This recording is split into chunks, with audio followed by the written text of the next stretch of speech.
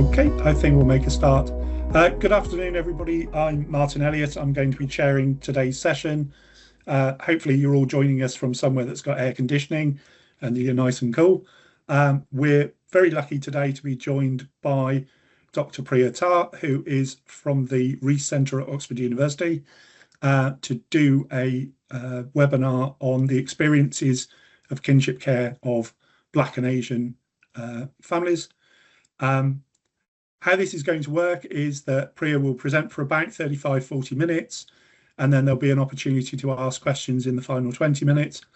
The way the webinar has been set up, we would ask that you put any questions that you have into the Q&A button at the top of your screen, and I will ask those questions on your behalf. We want people to interact with each other during the session as well. So you can use the chat function for that. So if you want to share things amongst other attendees, that's fine. Use the chat function for that. But if you have a specific question that you would like me to ask, then I'd ask if you could put that into the Q&A section. I'll hand over to Priya to introduce herself properly, and I'll see you in about 40 minutes. Thanks, Martin. Hi everyone, my name is Priya Tar. As Martin said, I am a researcher at the Rees Centre at the University of Oxford. So we're based in the Department of Education, and our research centres around children and families with experience of social care. Recently, I have been working quite a bit with kinship families and sort of started my journey with this particular project, which is looking at the experiences of Black and Asian kinship carers in England.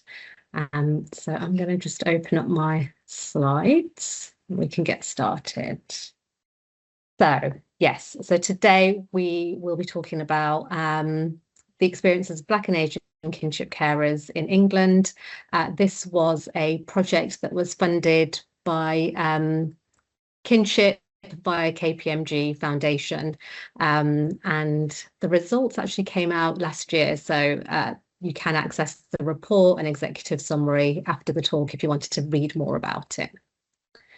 Okay, so if we just start with a quick definition, essentially kinship care is any situation in which a child is being raised in the care of a friend or family member who is not their parent. The arrangement may be temporary or longer term. There are different types of kinship care. So kinship care can be formal, where a legal order is in place, most likely a special guardianship order, where the kinship carers tend to have parental responsibilities and can make the day-to-day decisions about the child.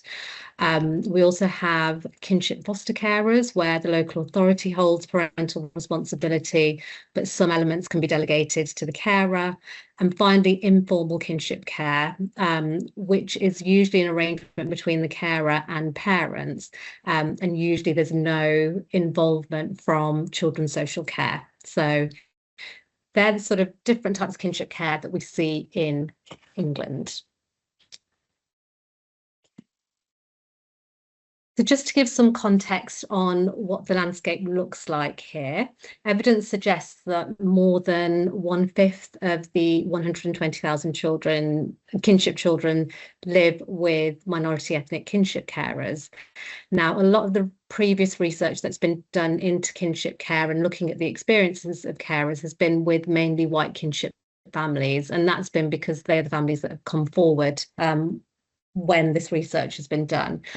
So we know that kinship carers are more likely to experience deprivation, have higher rates of unemployment, live in the poorest neighbourhoods, and find it difficult to access support. But what we don't know is whether these are the same difficulties that Black and Asian kinship carers face, and whether there are any additional challenges that they have. So the idea was to carry out this exploratory research just to start to understand a bit more about the experiences of those families. So in this for this project, 37 kinship carers took part in interviews and standardised assessments. The interviews included questions about becoming a kinship carer, life as a kinship carer, what kind of support they received, and also thinking about the future. And then we had some assessments where we could assess health and well-being. So we looked at carer well-being, carer strain, we looked at carer health and also carer support. Researchers from both the Rees Centre and peer researchers who were employed by Kinship, the charity, recruited kinship carers from lots of different places. So we tried to engage with organisations that were from Black and Asian communities, so we could hopefully access informal carers. We also sent out information on social media, so it was on Facebook and Instagram. We contacted national organisations such as Quorum, and we also engaged with some local authorities who could share the details of the research. We did struggle with recruitment, and sort of when we sort of checked in and looked at how many participants we'd actually recruited, we decided to utilise Kinship Charities database, because they obviously engage with a lot of kinship carers and send out the invitations that way as well.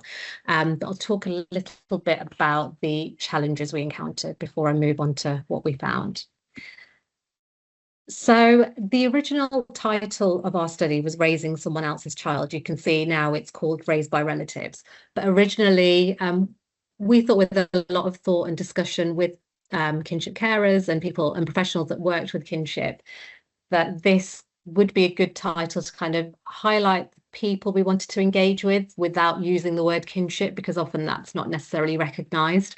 But I found that when I'd attended some community events in the Asian community, one of the volunteers there said that Asian carers wouldn't see themselves in this title because they're not raising someone else's child, they're raising their own. And so that really made us stop and think and realise actually that could have hindered some of our recruitment efforts.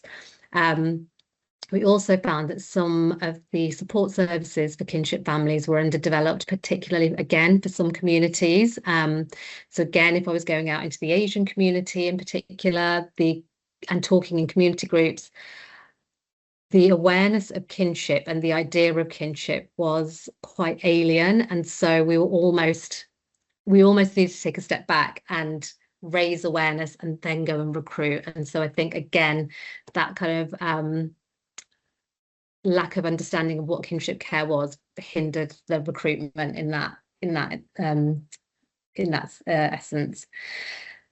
Again, I'm going back to the Asian community because I felt like the services in that particular community were quite underdeveloped, but they seemed unsure about what it meant by kinship and why anyone would give them support if they were caring for a child that was essentially their own.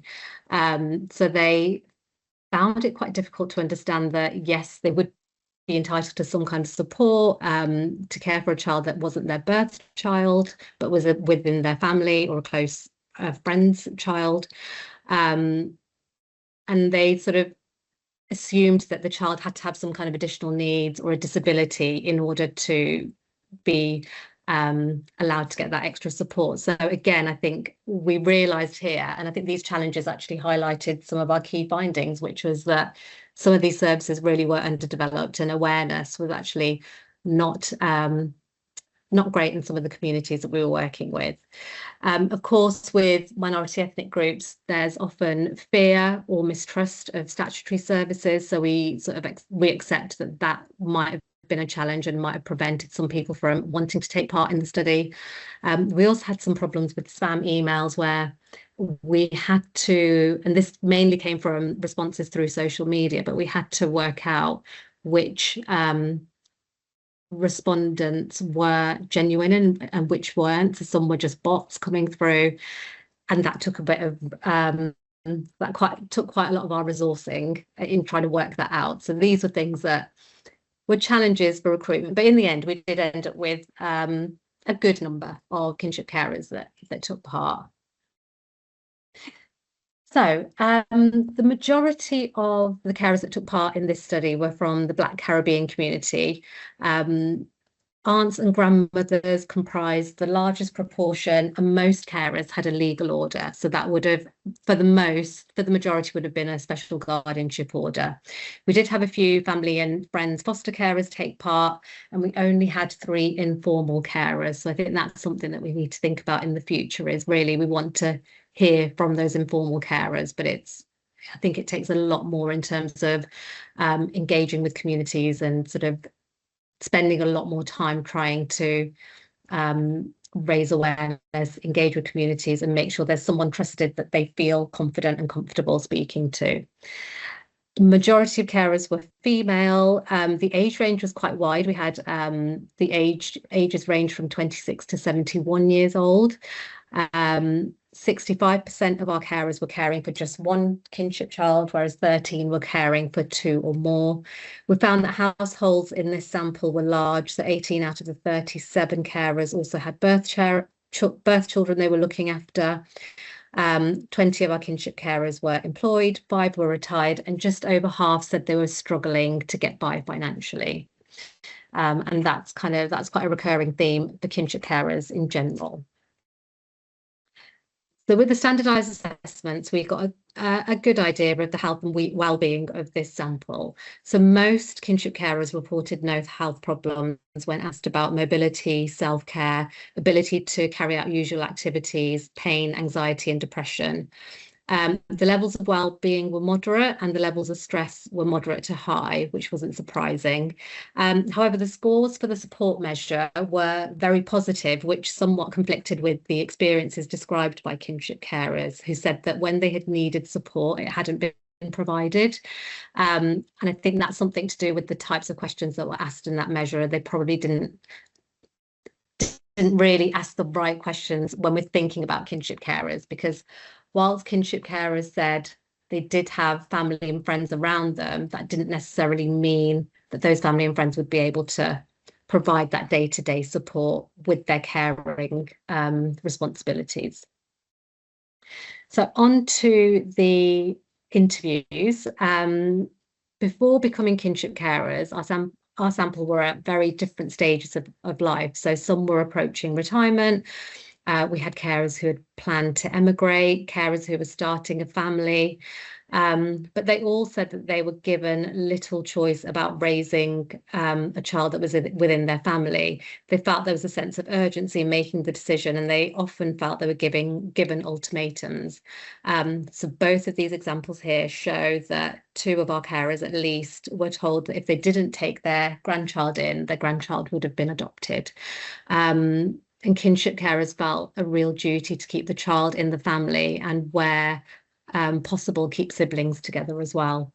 So there was a real pressure to agree to becoming a carer without really knowing what that meant and how that would impact on their lives. So kinship carers said they felt really rushed to make a decision. They weren't really thinking about how it would impact them financially, how it might impact their employment. They weren't thinking about what the child's future needs might be, and also the effect on other family members. They just felt like they had to say yes and had to go through the process. There were very negative views of children's services because kinship carers felt they weren't told what their options were, and they felt like they were pushed into options that suited the local authority over the child and the family. They also talked about the process of getting a special guardianship order, which they said felt intrusive. They felt judged, they felt scrutinised, they felt unsupported and alone. And tied into that, they felt responsible for securing a package of support for their child, without really getting much help from the local authority.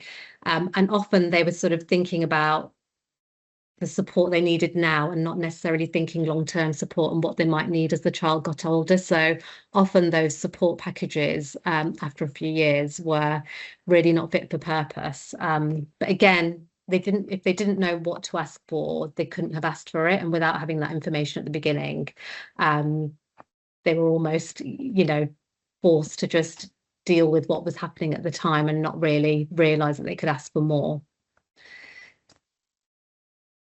So I think one of the key things that kinship carers said was that they really did feel unsupported by services, and most felt abandoned by the local authority.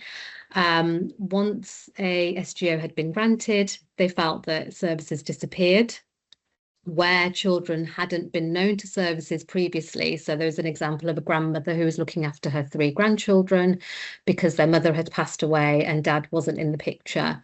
And she really wanted to get some bereavement counselling for them, but because they'd not been under, they'd had no social care contact prior to that, they weren't prioritised for any kind of services or support with their grief. And this grandmother had previously been a foster carer. She was just shocked at the difference that a child in foster care would have received compared to her grandchildren. And yeah, so that leads us on to the variation in support that carers had noticed as well. So carers who perhaps had dealt with different local authorities noticed that there were vast differences between services that were offered in different localities. As I mentioned, they were also aware of the stark difference in the support that the LA offered to foster carers compared to kinship carers. And that's not just the financial support, it's also support for the children. So, for example, priority access to school or access to therapeutic services. There's a real difference in what was available for kinship children compared to children in foster care. So this was the overarching theme, really, of all the interviews, was that feeling of being abandoned by services, not knowing where to go, not knowing who they could ask for support. They were having to sort of take on this responsibility for a child or children and secure help for themselves, with very little input from services. And this quote just shows that whilst carers were really committed to caring for children and taking on the responsibility and providing that safe home forever, essentially, they weren't prepared to have no support from services, and they had expected a lot more, and that just wasn't evident.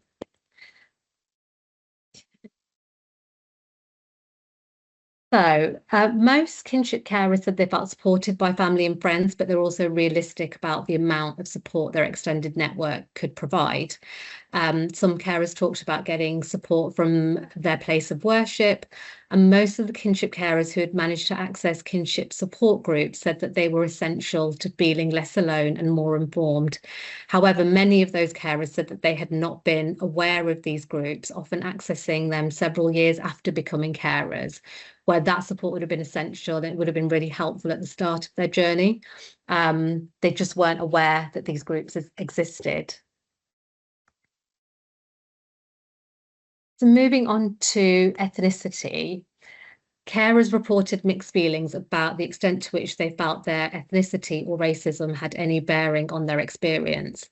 And this quote is just an example of where 2 carers had felt really overlooked by professionals during the assessment and court hearings in favour of white relatives when the child was of mixed ethnicity. And this wasn't the only example. So we did get carers sort of talking about whether they had been treated differently because they were Black or Asian, compared to the other grandparents, for example, that might have been white. So there were carers are definitely noticing differences. Whether or not they put that down to racism, there were mixed views.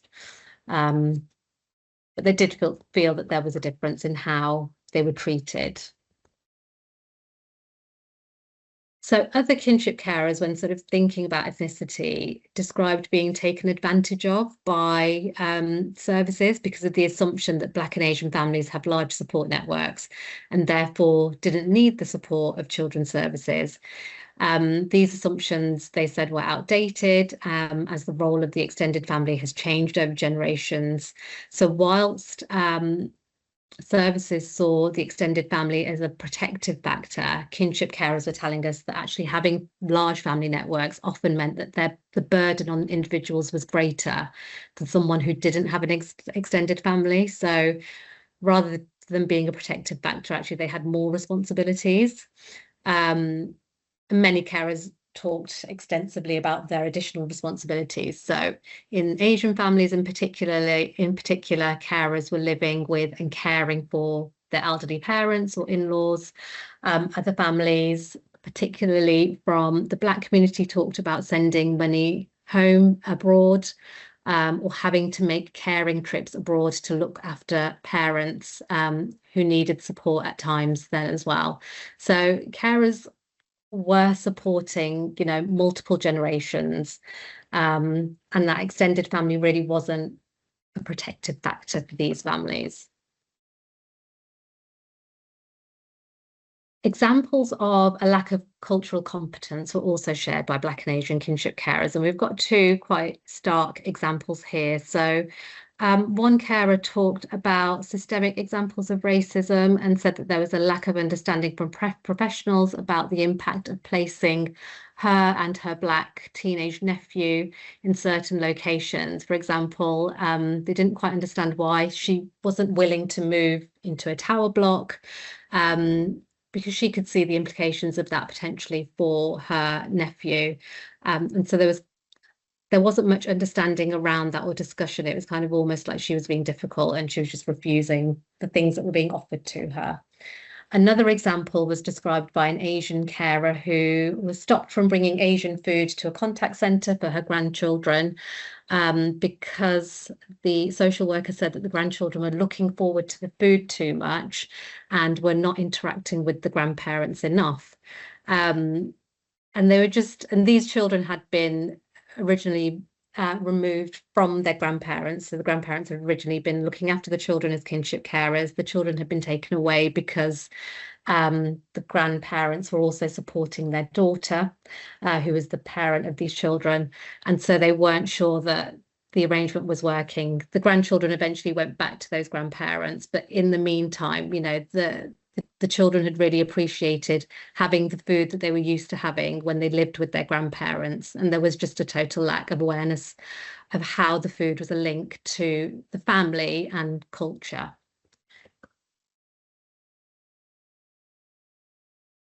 So some carers talked about the fear and mistrust of services and fear of stigma as reasons why Black and Asian kinship carers might not make themselves known to services, or when help isn't offered, they might not push back because of that fear that the child might be taken away. One Black carer drew links between the fear of a child being taken away and the generational trauma of enslavement, highlighting that those motivating factors for some families are so intrinsic and linked to their ancestry and their heritage that they almost have no choice but to agree to, make sure that that family is kept, that child is kept within the family. Similar to previous research with white families was the conflict that Black and Asian kinship carers reported with contact with the birth families, which added an extra layer of stress. And in particular for Black and Asian families, they talked about cultural norms, multi-generational households and family dynamics. So trying to manage those whilst also trying to maintain respect for elders in that whole contact process made it even more challenging for them. So there were real struggles there, especially when social workers perhaps weren't forthcoming in being involved in supporting that. Carers said they found that really difficult. The kinship carers did talk a lot about the positive impact that they felt their role had had, not only on the child, but also on themselves. They spoke about seeing positive changes in the child and noticed changes in themselves, describing new skills and feelings of contentment, and really took joy from seeing their child thrive. Carers were even more mindful of their own health, well-being and mortality, with some expressing concerns about who would care for their child if they could not. But despite the positives, carers told us that they had made many sacrifices and were concerned about the lack of professional interest in the child's progress. So once a child had been placed with them and an SGO had been granted, for the majority of the carers that we spoke to, they felt like children's services weren't interested, and no one really wanted to know about the progress the child had made and how well they were doing. So as well as being abandoned, actually they felt that there was no real interest in that child and what had happened to that child. So kinship carers told us they were struggling financially. Again, this has been seen in research time and time again. Many were receiving minimal, if any, financial support, and many had to take on additional work or really tried to budget very well in order to manage what they had. Those that had allowances were means-tested allowances, which impacted on the amount of support they received, but also the process was very burdensome. And it was repeated, I think, annually, carers were telling us. So it was a lot of work for very minimal return.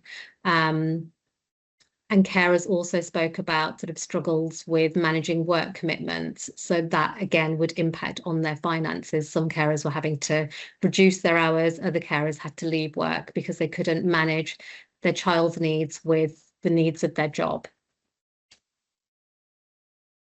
Many carers talked about the additional needs that their kinship children had been diagnosed with, and this tended to happen, you know, after they'd come to live with their carers and had been there for a while. So these weren't things that they had preempted at the beginning, but actually things that had become apparent later on. They felt that local authorities were not forthcoming about the support that was available for families in these cases. And some kinship carers were adamant that their children had undiagnosed needs that were ignored and often unmet. So this grandma talked about how she almost had to just pack her grandson's things up and take him to the local authority because she had done everything she could, but she was getting no support with his additional needs. And actually, as a result of that, she did get some support following sort of almost, I suppose, a threat to the local authority that she was going to have to give him up. But really, you know, it shouldn't come to that. I think carers felt like when they were asking help for the child, that was something that really local authorities shouldn't be ignoring. Kinship carers also talked about the additional pressures caring placed on their relationships with their partners, but also the impact it had on children already in the home. So the kinship child's needs were mostly prioritised, particularly over birth children, who then struggled to adapt to the changing family dynamics. Support for birth children to manage these changes was non-existent. And again, you know, families weren't able to request support from local authorities. Some families tried to get support for their children through schools, as this aunt had described. She did manage to get some support for her son through the school, but that's not something that's offered to everyone. And actually, a lot of kinship carers talked about the impact on their birth children and how it was really difficult. So when thinking about the future, the majority of kinship carers were clear that the child would remain with them as long as they wanted to be there, which reflects previous kinship research. Black and Asian kinship carers had really high aspirations for their children and wanted to see them succeed. They'd invested time, money on extracurricular activities and educational opportunities, as well as putting money aside where possible for their future. So they're really keen to make sure that as they navigated school, as they kind of went possibly to university and headed into adulthood, that they would be set in some way, whether that was through education or having almost a small nest egg when they reached adulthood. But they were very clear that even as adults, they could stay with them if that's what they chose to do.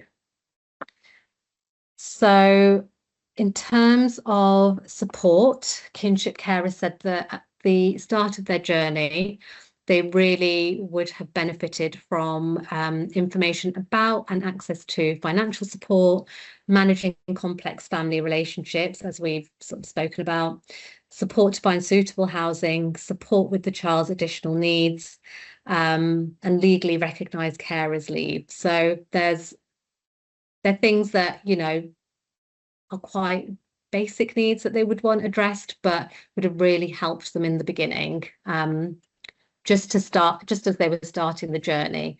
But then they also talked about ongoing support, and that was more to do with having a point of contact, a named person or a named team that they could get in touch with if they had any questions or issues that came up over the years. Perhaps having a support package that was on par with foster carers, help with childcare, and also improving the visibility of support services. Because as I mentioned, those support services were actually invaluable to the carers that had been able to access them. Kinship carers also wanted to be supported with family contact and have social work support, developing the plan and setting boundaries. They also wanted support for additional needs and behavioural issues that kinship children might be facing, and also wanted a bit more support for children in the home. They also talked about wanting schools to recognise kinship children's needs and sort of have some support available there as well. So whilst our study focused on the experiences of Black and Asian kinship carers, we're very aware that there are other groups that were excluded from participating, and that was because this was very much an exploratory study, but we do welcome sort of more research in the area to find out how families from other ethnic minorities might navigate kinship care, and also thinking about what their needs might be. So we're aware of the methodological limitations of that. We're also aware that the lack of awareness of the terms kinship and kinship care sort of had an impact on our recruitment. We weren't able to recruit as many Black, African and Asian kinship carers, and similarly we had really low numbers of informal carers. So we're keen to sort of think about ways that we could hear more from those seldom heard groups. We also would have liked to have collected some more information on things like socioeconomic status, but at some point we had to draw a line because we were collecting quite a bit of information and we wanted to reduce the burden on participants as much as we could. As a result of our findings, we made 15 recommendations to address kinship carers and their children's needs. The cross-cutting recommendation that we made was really about collecting and recording data that underpins most of the other recommendations. So unless we know who our families are, how can we know what we need to do to support them and how can we understand what their experiences are? So really having sort of improved data is really essential. And then the recommendations were grouped by stakeholders. So we had, for children, we needed obviously to make sure that support for kinship children is in place, and that includes kind of emotional, therapeutic support, support for birth children, but also having support provided in schools and having schools be more aware of the needs of kinship children. Families should be supported with family contact, helping to find a suitable home, financial support and support that is on par with foster carers. We suggested that kinship carers needed more information that was easily available with a named contact. They should have a right to paid leave and access to childcare. And in terms of social workers, education, practice and training, we thought that, specific packages in kinship care are really essential across all those domains, just to help develop specialist practice in kinship care, which is implemented with the principle of cultural humility embedded. And so that's kind of reflecting back on what kinship carers had told us.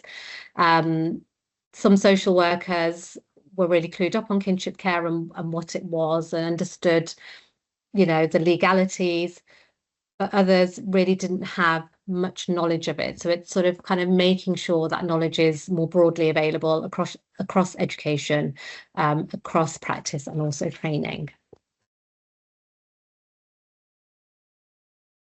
So to conclude, Black and Asian kinship carers were struggling financially, they were struggling emotionally and practically with little or no support from services.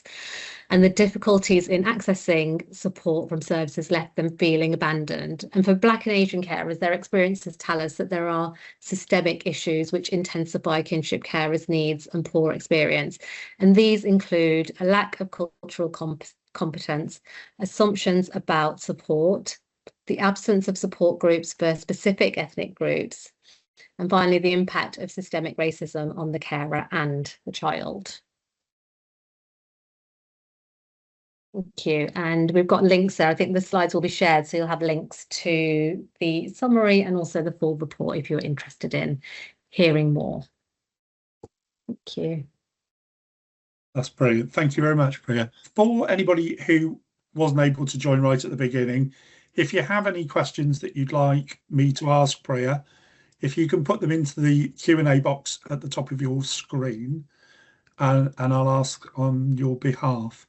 But whilst I'm giving people a couple of minutes to have a think, I was going to use my chair's prerogative and ask a couple of questions myself. When it came to the recommendations at the end, and you talked, I just wondered if there's any sort of tensions there between informal kinship care and applying those sorts of things to that group rather than kinship carers where there is some involvement of the local authority. There's an SGO, they may or may not be considered a looked after child depending on where they are. Yeah, I just wondered if you could say a little bit more about that. Yeah, I mean, I think the recommendations broadly will apply to those that have got a legal order and that are formal kinship carers, because they were the majority of the carers that we spoke to were formal.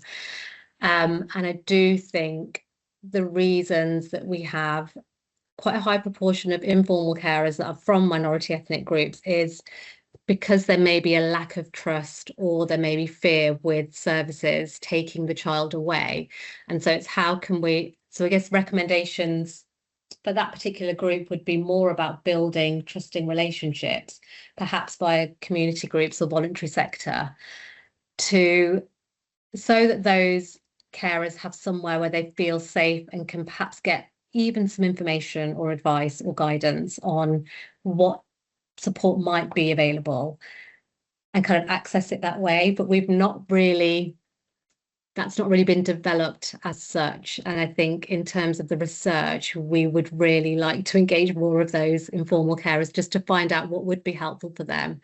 I mean, they may say that they're fine and it's okay. And the informal carers that we spoke to actually felt like they had enough support and were quite happy to care for the child without involvement from services. But again, I'm not sure that would be the case for everyone. And it might just be that they don't know that there is help available and that there are those services available that could help them. And still at the moment, you know, the types of services and the types of support that's available, it is quite variable. So you almost don't want to say you can get help if you tell us about your situation and, you know, engage with services, and then they actually don't get anything. So that felt a bit like it could be quite difficult. Great, thank you. So we've got a question. So with the challenges of recruitment, do you have any idea of the changes you would make? Bear with me, something's just popped up over the question. Changes you would make if doing a similar study again? Yes, we've thought long and hard about that. And I think we would just build in a lot more time to develop more relationships with community groups. Try to start off by raising awareness of what kinship care means, and then move into more recruitment, because I think that was one of the stumbling blocks, was people didn't know what kinship care was. And even when we explained what it was, because I know the term isn't necessarily very well known, but even when we explained what it was still a difficult concept to grasp, because they didn't think they were doing anything that should require additional support unless their child had an additional need or a disability or something that might require support from services. So I think it is raising awareness and spending more time with, like I said, especially if we're thinking about informal carers, spending more time within that voluntary community sector to almost, because even the community leaders that we worked with didn't know what kinship care was. And so they were really keen for, more information and someone to come and talk to them and talk to their members about what it was. So I think that really highlighted that it really, in some areas, really not something that is understood very well. So I think that probably was one of the main stumbling blocks for recruitment. And obviously the title didn't, it didn't speak to probably as many people as we thought it might have. And again, it might have been confusing. It's very difficult for a research project because you kind of don't want to give too much information at the start, but you want to be able to, for people to think, to see themselves in a very short explanation of what it is. And yeah, I think we've got it right now. But yes, that was probably one of the stumbling blocks as well. Thank you. Again, I'll give people a minute or two if there's anybody that's got. I'm particularly interested in things like the social economic circumstances of families. So, the fact that we know that children from poorer neighbourhoods are much more likely to come into contact with children's services. We know that ethnic minority families are more likely to be overrepresented in the care population. And so you're talking about quite often families who aren't particularly well off to start with, who are then taking on this burden of caring for a relative. And I always struggle, I guess, with the ethics of that, in terms of, on the one hand, for the child to be brought up somewhere with somebody that they know, and that they're not being placed with non-relative foster carers or whatever, is important. But on the other hand, we are putting quite a significant weight on people who are quite often not really in a position, and quite often are older. So quite a lot of your participants were grandparents, so they're getting on themselves. They probably never thought that they would be doing this at this stage of their life. Exactly. And so I always wrestle with the sort of ethics of, on the one hand, it's a good thing, but on the other hand, is it actually fair to ask people to do this? Yeah, so I suppose the carers that we spoke to, there was no choice. They were going to do it. They wanted to do it, and they would not have wanted their child, the child within the family, to go into care. I think the question is, why are kinship carers not supported to raise that child? Because research shows that if a child is placed with someone who is within, their family member or someone that's known to them, it supports their belonging, identity.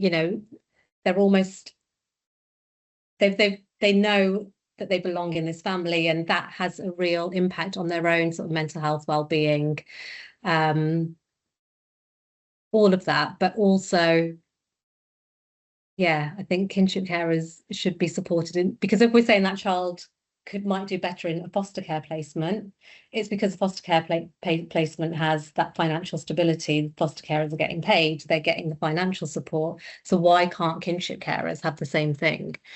And I think that's the question. Yes, no, fair point.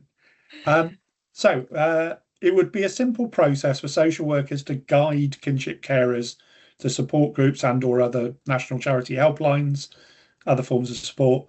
Why do you think this is not put in place? It sounds like a relatively straightforward thing to do. So kind of, why aren't we doing it? I mean, I think with the current changes, that will be happening a lot more. All local authorities are now required to have a kinship offer. So they should have some kind of offer for their kinship families that's available. But I think what our kinship carers might have been talking about is, where they've So this is going back to the differences in the support provided by different local authorities.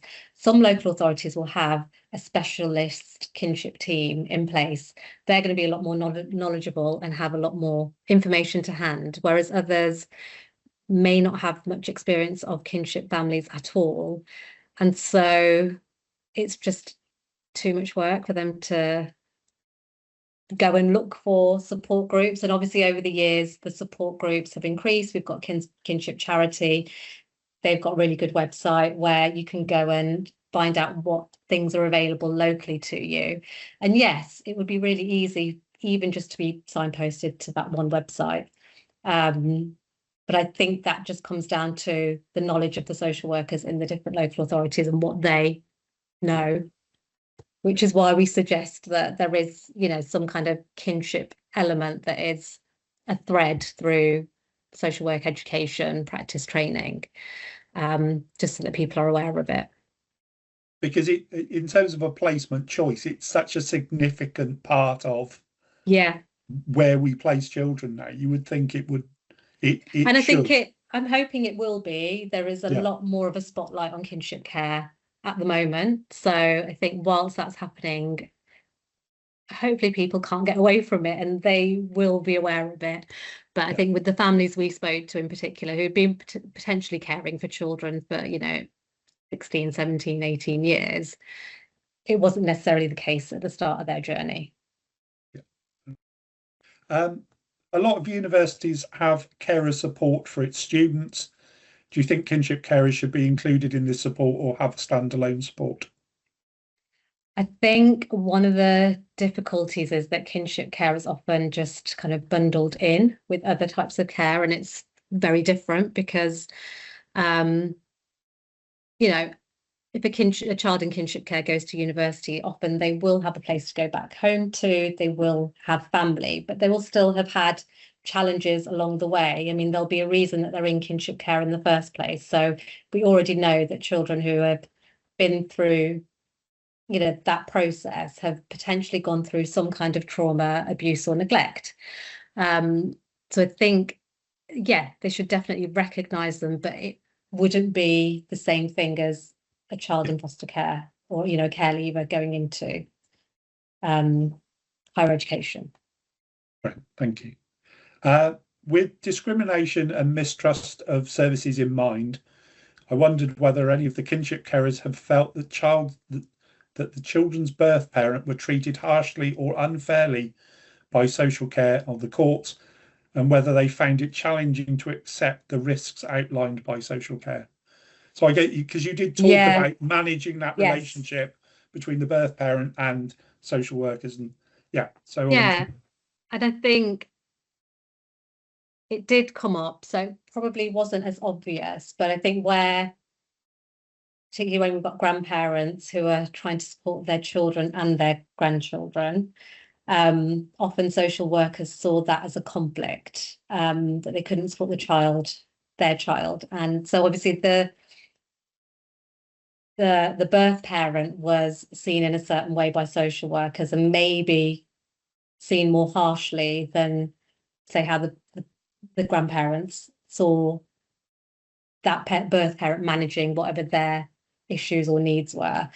It wasn't explicitly spoken about, though, but it feels like that for some of the families that could have been the case. For others, they were very clear that it was the right thing to do and that actually the reasons and sort of what the social workers were saying was absolutely right. But for some, it was a bit more nuanced, and it felt like they felt they were able to support both, but there was a bit of a conflict there.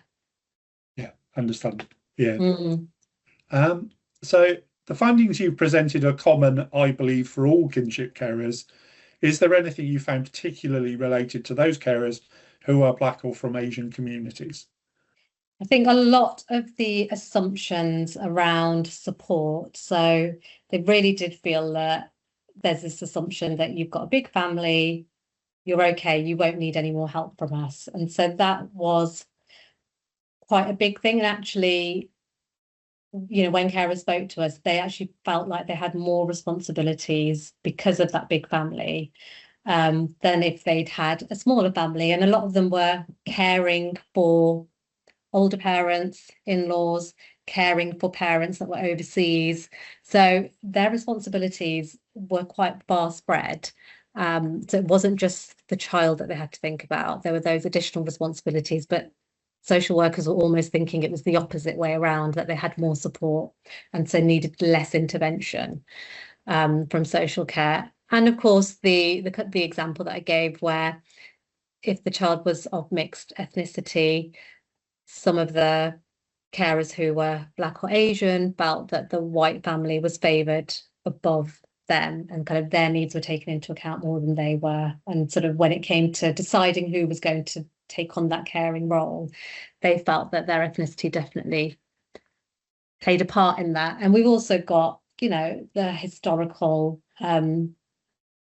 generational trauma that families are already carrying. So when families are then threatened with almost a child being taken away, it's going to have a very different impact than a white family. It's a different experience. So I think it's just being mindful of that and understanding that that fear and mistrust comes from sort of generations of, yeah, the historical impact of what's happened in the past. Yeah. Okay, thank you. Did language barriers present as a challenge in the context of being considered as kinship carers and in accessing support post order where there's an SGO? So all of the carers that we spoke to spoke English.